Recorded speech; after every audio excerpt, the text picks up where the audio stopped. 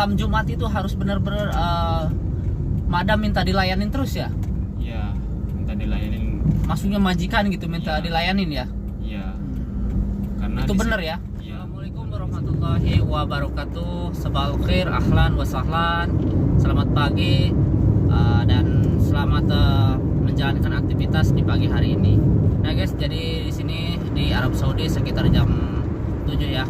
Jadi saya sama Abdurrahim mau berangkat kerja ya.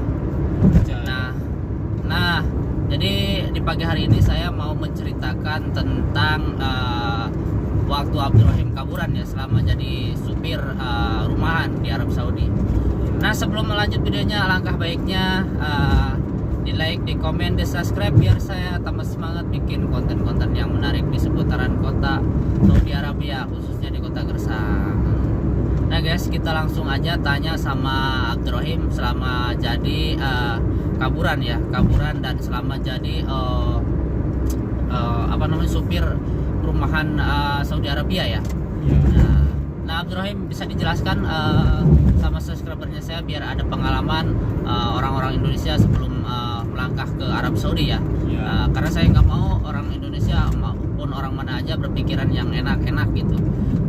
Selama Abdurrahim jadi supir ya, biar mereka tahu gitu rasanya jadi supir di sini nggak enaknya aja ya, biar mempertimbangkan gitu. Nah, sebelumnya Assalamualaikum warahmatullahi wabarakatuh. Waalaikumsalam warahmatullahi wabarakatuh. Jadi saya akan mau bercerita selama saya di waktu pertama pergi ke sini ya, ke Arab Saudi ya. Ya, tahun 2009 ya. Jadi saya tinggal di Mekah waktu itu. Pertama nyampe saya ke sini, pengalaman saya itu lagi musim panas seperti ini ya. Itu jadi supir ya? Jadi supir. Jadi pengalaman saya jadi supir itu merasa menyesal pergi ke sini. Menyesalnya kenapa? Menyesalnya saya udah merasa terkurung aja, udah merasa kayak di penjara aja kerja di Arab Saudi itu ya.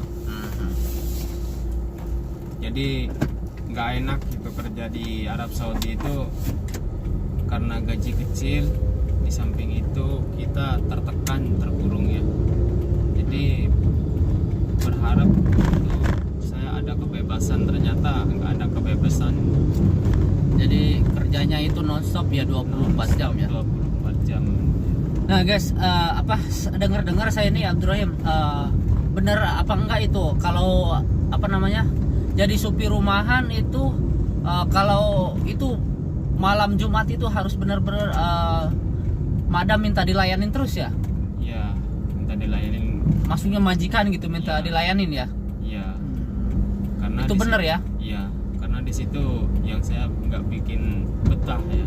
Di samping itu kan saya masih baru, jadi harus melayani miswar kenceng gitu kan. Sedangkan kita pertama nyampe ke sini tuh modalnya cuman bahasa ya, sarimin ya, alatul gitu ya. Jadi non Arab juga, non bahasa ya dari Indonesia ke sini ya. Bahasa juga dari Indo juga. Jadi kaget pas ke sini kerja 24 jam ya. Kaget kerja 24 jam. Jadi harus standby dengan gaji kecil, kita tertekan. Gimana nggak mau betah, sedangkan majikan minta harus dilayanin miswar itu ya. 24 jam ya. 24 jam. Itu setiap malam Jumat ya. Setiap malam Jumat. Sampai jam berapa itu? Ya itu pergi sampai dari sorenya itu sampai muter-muter itu, besoknya lagi itu pagi pulang itu. Jadi kita tuh harus benar-benar fit gitu sebelum berangkat, kita harus makan dulu ini dulu. Iya. Terus itu sukanya bener itu pepergiannya suka ke laut kemana gitu ya? Iya, ke laut gitu. Kebanyakan orang sini tuh nyantai-nyantai nongkrong gitu. Sedangkan supirnya juga harus standby nunggu di mobil gitu, bukan tidur di mobil gitu. Jadi gitu ya. Nah, yang membuat Abdurrahim pengen kabur itu di sisi lain itu di sisi lain miswarnya kenceng itu karena soal gaji apa gimana? Ya soal gaji kecil. Soal gaji kecil ya, karena tidak seimbang dengan kerjaan ya. Iya. Betul. Dan Abdurrahim itu selama kabur itu nggak dicari sama majikan gitu? Ya dicari lah, yang namanya visa itu. Jadi merasa punyanya dia sendiri gitu. Jadi saya dicari, pasti dicari. Nggak mau rugi dia juga ya. Dia nggak mau rugi. Oh, jadi gitu. Jadi selama itu kaburan berapa bulan itu jadi resmian lagi gitu Abdurrahman? Ya karena ada apa amnesti itu pemutihan itu ya. Jadi kalau nggak ada pemutihan itu kemungkinan besar saya tidak akan jadi resmi seperti saat ini.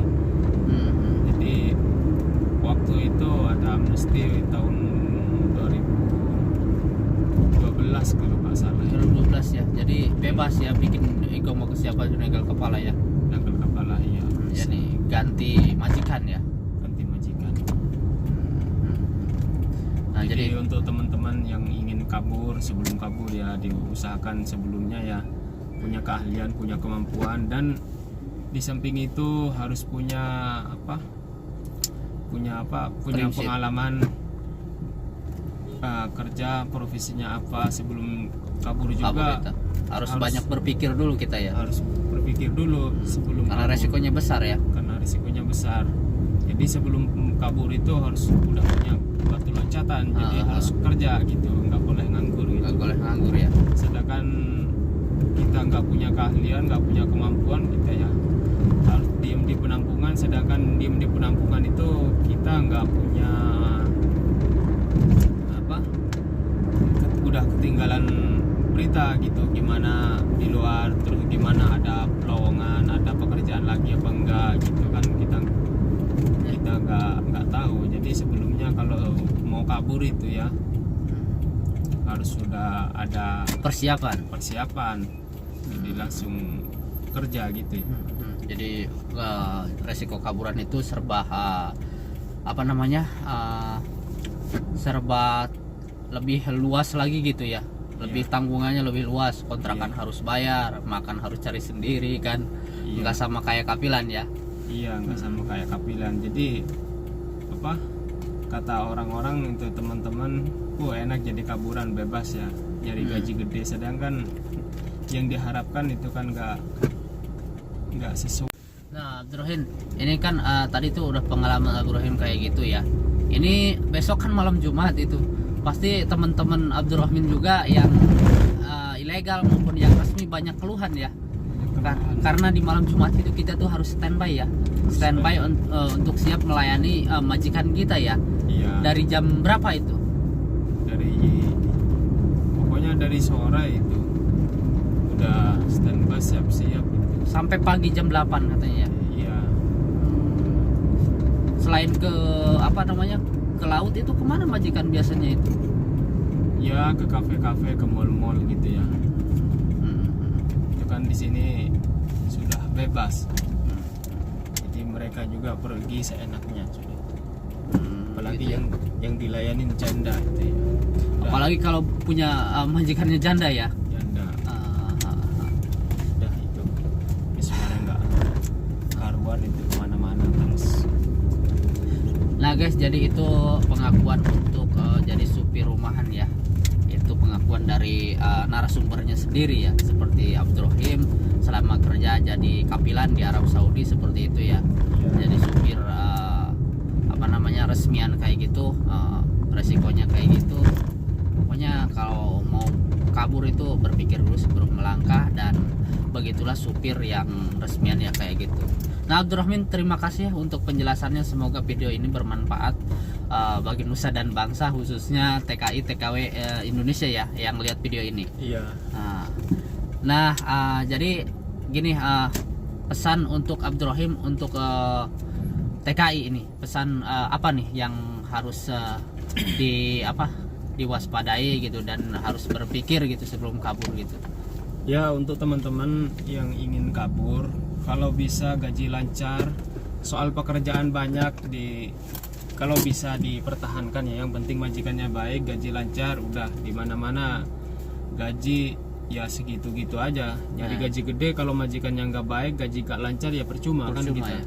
Iya, jadi kalau gaji lancar diusahakan dipertahankan dulu ya. Mudah-mudahan ke depannya lebih baik. dan dapat majikan yang lebih baik lagi. Karena kita orang rantau harus benar-benar siap semuanya ya. Iya, harus benar-benar siap. Nah, Harus benar-benar siap mental gitu semuanya gitu ya. Jadi diusahakan sabar gitu. Yang penting majikan baik, gaji lancar, udah. Nah, jadi itulah pesan dari Abdurrahim ya. Nah, semoga yang lihat video ini bisa melaksanakan ibadah haji dan umroh ya. Dan apabila kalian suka dengan video ini, jangan lupa like, komen, share ke dunia sosial, baik Twitter, baik Facebook, atau Instagram. Nah, Abdurrahim, terima kasih ya untuk penjelasannya. Ya. Sampai jumpa dan sampai esok nanti. Ya, Assalamualaikum warahmatullahi wabarakatuh.